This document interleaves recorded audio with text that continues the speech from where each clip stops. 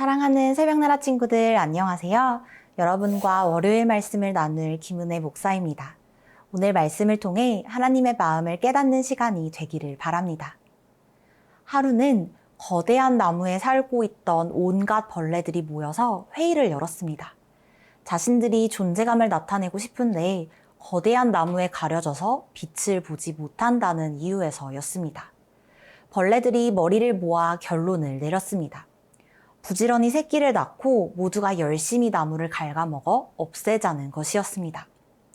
나무가 작아지면 자신들의 존재감이 드러날 것이라고 생각하고 열심히 새끼를 낳고 쉬지 않고 나무를 갉아먹은 끝에 벌레들이 살고 있던 나무가 힘을 잃기 시작했습니다.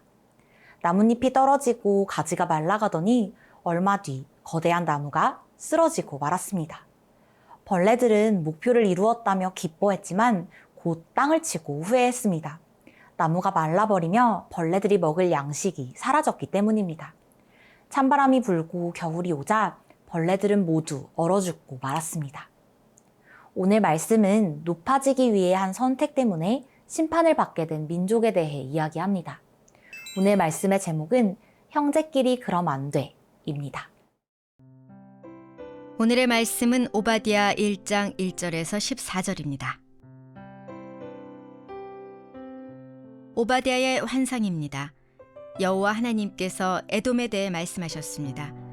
여호와께서 심부름꾼을 민족들에게 보내시며 너희는 일어나라 에돔과 싸우러 나가자라고 하시는 말씀을 들었습니다. 보아라, 내가 너를 이방 민족들 가운데 가장 작게 만들 것이니 내가 철저히 멸시당하게 될 것이다. 높은 평원의 바위굴 은신처에 살며 누가 나를 땅바닥으로 끌어낼 것인가 라고 스스로 말하는 사람들아, 내 교만한 마음이 너를 속였다. 내가 독수리처럼 높이 날고 내가 별들 사이에 둥지를 틀더라도 내가 거기에서 너를 끌어낼 것이다. 여호와의 말씀이다. 내게 도둑들이 들고 밤에 강도들이 들어도 그들이 취할 만큼만 훔쳐가지 않겠느냐? 내게 포도 따는 사람들이 와도 포도를 얼마쯤은 남겨두지 않겠느냐? 그런데 너는 얼마나 처참히 파괴될까? 에서가 어찌 그렇게 샅샅이 뒤져지고 그가 숨겨둔 보물이 약탈되었는가? 너와 동맹을 맺은 모든 사람들이 너를 국경으로 몰아내고 너와 합평한 사람들이 너를 속이고 너를 제압했다. 너와 함께 식사하던 사람들이 내게 덫을 놓았지만 너는 이를 알지 못하는구나. 여호와의 말씀이다. 그날에 내가 에돔의 지혜 있는 사람들을 멸망시키며 에서의 산에 있는 지각 있는 사람들을 멸망시키겠다. 드마나 내 용사들이 두려움으로 질릴 것이며 에서의 산에 있는 모든 사람이 학살당해 전멸될 것이다. 내 동생 야곱에게 행한 폭력 때문에 내가 수치를 뒤집었을 것이고 내가 영원히 멸망하게 될 것이다. 내가 수수방관하고 서 있던 그날 곧 낯선 사람들이 야곱의 재산을 가져가고 이방 사람들이 그의 문으로 쳐들어가 예루살렘을 두고서 제비뽑게 하던 그날에 너도 그들 가운데 한 사람과 같았다. 내 동생의 날, 곧 불행의 날에 너는 방관하지 말았어야 했다. 유다 자손들이 멸망하는 날에 그들을 보고 너는 즐거워하지 말았어야 했다. 그들의 고난의 날에 너는 입을 크게 벌리지 말았어야 했다. 내 백성들의 재앙의 날에 내가 그들의 성문으로 행진하지 말았어야 했다.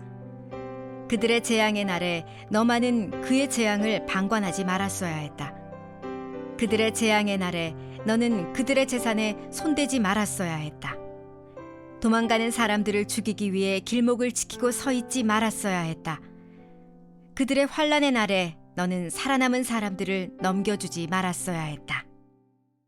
오바댜는 구약 성경 중에서 가장 짧은 책입니다. 오바댜서에서는 이스라엘과 형제 민족인 에돔에 대한 심판의 메시지가 담겨 있습니다. 창세기에는 어머니 리브가의 뱃속에서부터 다투던 형제 야곱과 에서에 대한 이야기가 등장합니다. 장자권을 두고 끊임없이 다투던 형제는 훗날 각각 큰 민족을 이룹니다. 야곱의 가족은 이스라엘 민족이 되었고 에서의 가족은 에돔 민족이 되었습니다. 그런데 에돔은 이스라엘을 형제로 대하지 않고 끊임없이 괴롭혔습니다. 하나님은 이스라엘을 괴롭히며 교만했던 에돔을 심판하실 것을 오바댜를 통해 말씀하십니다.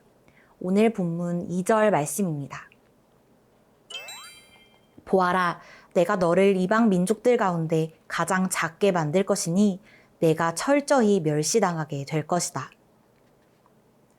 하나님은 지금은 강해 보이는 에돔이 약해지고 많은 나라들로부터 멸시당하게 될 것이라고 말씀하십니다. 에돔의 영토는 해발 1700m의 고지대이며 험준한 바위산이었던 세일산이었습니다. 수도 셀라까지 가려면 높은 바위와 절벽, 매우 비좁은 통로들을 지나야만 했죠. 소수의 군대만으로도 충분히 적의 공격을 막아낼 수 있는 요새에 위치한 에돔은 자신의 안전을 확신하며 교만했습니다. 하지만 하나님은 에돔이 아무리 높은 곳에 있다고 해도 철저히 끌어내리겠다고 선언하십니다. 혹독하게 전멸하여 아무것도 남지 않을 것이라고 말씀하십니다. 무역을 통해 누렸던 재물도 동맹을 통해 얻었던 평화도 모두 없어질 것이라고 선포하십니다. 사랑하는 새벽나라 친구들, 하나님이 에돔을 향해 철저한 심판을 경고하신 이유는 에돔의 교만 때문이었습니다. 자신이 가진 힘과 조건을 믿고 기세등등하여 하나님을 섬기지 않고 교만하게 스스로 높아진 에돔의 최후는 가혹한 심판이었습니다. 하나님이 베푸신 은혜를 생각하지 않고 자신들의 성공이 자신들이 땀 흘려 얻은 것이라고 착각하며 교만하게 제멋대로 행동하자 엄중한 심판에 대한 경고를 받은 것입니다. 우리는 우리가 누리는 모든 것들이 하나님의 선물이자 은혜임을 기억하며 하나님이 원하시는 곳에 나누고 베풀 줄 알아야 합니다. 스스로 높아지기를 선택하기보다 겸손히 하나님을 높이며 하나님께 칭찬받는 새나 친구들이 되기를 바랍니다.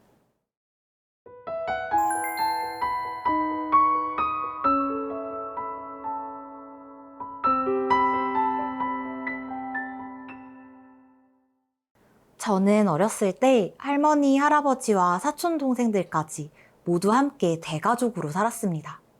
나이 차이가 얼마 나지 않는 사촌 동생과는 같은 초등학교에 다녔는데요. 집에서는 그렇게 아웅다웅 하면서도 학교에서 동생이 마음 상하거나 누군가에게 놀림을 당하면 화가 잔뜩 나서 동생을 괴롭힌 친구들을 혼내곤 했습니다. 그런데 에돔은 형제나라인 유다가 위기에 처했을 때 도와주기는커녕 더욱 괴롭히다가 하나님께 심판에 대한 경고를 받게 됩니다. 오늘 본문 10절의 말씀입니다. 내 동생 야곱에게 행한 폭력 때문에 내가 수치를 뒤집어 쓸 것이고 내가 영원히 멸망하게 될 것이다. 하나님은 에돔을 향한 심판을 선언하시며 에돔이 어떤 잘못을 저질렀는지를 하나하나 말씀하십니다. 에돔은 유다와 형제나라였을 뿐만 아니라 함께 바벨론에 대항하기로 약속했던 동맹국이었습니다.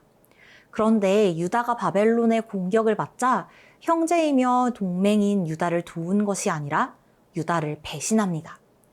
에돔은 유다의 고난을 방관했고 심지어 기뻐했으며 기회를 노려 자신의 이득을 챙기기까지 했습니다. 도망치는 유다 사람들을 도운 것이 아니라 그들을 막아 바벨론의 손에 넘겨주었고 유다 사람이 가진 모든 재산을 빼앗고 그들을 잡아 노예로 팔았습니다. 그런 에돔을 향해 하나님은 에돔이 유다를 배신한 것처럼 에돔 역시 배신당할 것이라고 말씀하십니다.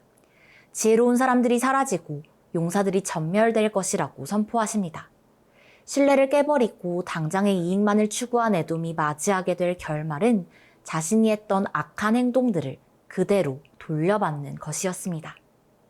사랑하는 새벽나라 친구들, 자신을 높이고 하나님을 무시하는 교만에 빠져 형제와 이웃의 어려움을 모르는 척했던 에돔은 하나님의 심판을 받습니다.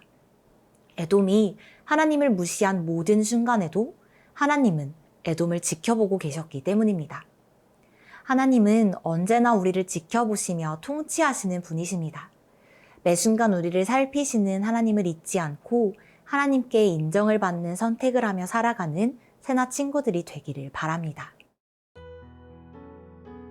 사랑의 하나님, 오늘 말씀을 통해 모든 것이 하나님의 선물임을 기억하고 겸손하게 살아가야 함을 배웠습니다. 형제, 이웃을 돌아보며 하나님의 은혜를 나누는 겸손한 사람으로 살아가게 하옵소서. 예수님의 이름으로 기도합니다. 아멘.